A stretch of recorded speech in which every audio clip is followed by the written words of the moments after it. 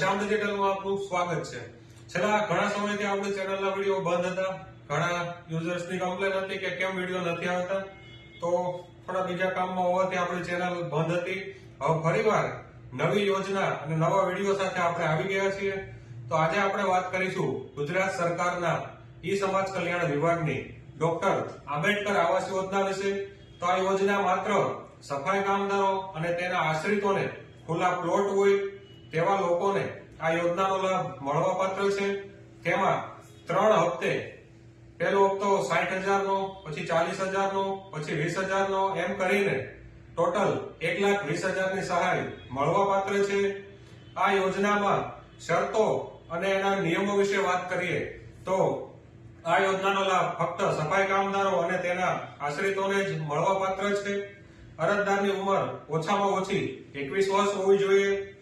આંબેડકર આવાસ સફાઈ કામદાર આવાસ યોજના હેઠળ સહાયનું મકાન સંપૂર્ણ બાંધકામ થયા પછી તે બાકીની રકમ જે છેલ્લો હપ્તો છે એ પૂર્ણ થાય પછી જ અરજદારને મળવાપાત્ર છે। પછી અરજદારે પ્રમાણપત્ર મુજબ અરજીના નામ લખવાનું રહેશે અને તે પ્રમાણે અરજીમાં જે સહી કરવામાં આવે તે પ્રમાણે સહીનો નમૂનો અધિકૃત ગણાશે। પછી આવાસ સહાય ઉપરાંત ગ્રામ્ય વિસ્તારમાં મહાત્મા ગાંધી નરેગા યોજના હેઠળ સહાય બાંધકામ માટે 90 દિવસની બિનકુશળ રોજગારી માટે ₹16,920 તે સહાયના નિયમ મુજબ તાલુકા પંચાયત કચેરીની નરેગા બ્રાન્ચ તરફથી મેળવી શકાશે। બાદમાં હવે આપણે આ યોજનાના જે ડોક્યુમેન્ટ રજૂ કરવાના છે તેના વિશે વાત કરીશું। તો ડોક્યુમેન્ટમાં અરજદારે પોતાનું આધાર કાર્ડની જરૂર પડશે, ત્યારબાદ અરજદારનું રેશન કાર્ડની જરૂર પડશે, બાદમાં અરજદારે સફાઈ કામદાર કે તેના આશ્રિત હોવા અંગેનો સક્ષમ અધિકારીનો દાખલો રજૂ કરવો પડશે, અરજદારશ્રીનો જાતિનો દાખલો આપવાનો રહેશે, જો હોય તો ફરજિયાત નથી, અરજદારની વાર્ષિક આવકનો દાખલો જરૂર પડશે, ત્યાર પછી રહેઠાણનો પુરાવો, લાઇટ બિલ છે, લાયસન્સ છે, ભાડા કરાર છે, ચૂંટણી કાર્ડ, રેશન કાર્ડ પૈકી કોઈ પણ એક પુરાવો આપવાનો રહેશે।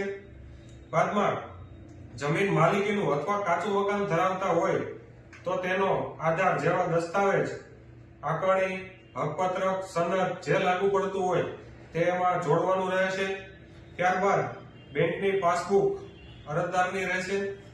પછી જો કોઈ વિધવા બેન આ ફોર્મ ભરતા હોય તો પતિના મરણનો દાખલાની જરૂર પડે છે।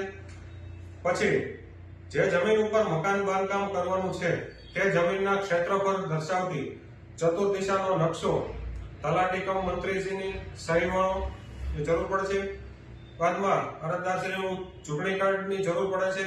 મકાન બાંધકામ કરવા માટે રજા ચિઠ્ઠીની જરૂર પડે છે।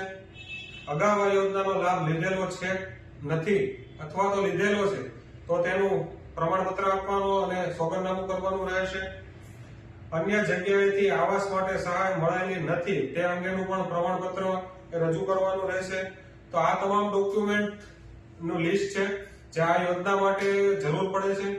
હવે આ યોજનાનું ફોર્મ કઈ રીતે ભરવું, તો સરકારશ્રીની ઈ સમાજ કલ્યાણ પોર્ટલ વિભાગની વેબસાઇટમાં જઈને ડોક્ટર આંબેડકર આવાસ યોજનાનું જે યોજના હાલ ચાલુ છે તો તેનું તમે ફોર્મ ભરી શકો છો। તો કેવી લાગી અમારી આ માહિતી કોમેન્ટ બોક્સમાં જરૂરથી જણાવજો અને તમારા મિત્રો સુધી વધુમાં વધુ આ વિડીયો શેર કરી દેજો, લાઈક કરી દેજો અને અમારી ચેનલને સબસ્ક્રાઇબ કરી દેજો। Thanks for watching Dasham digital.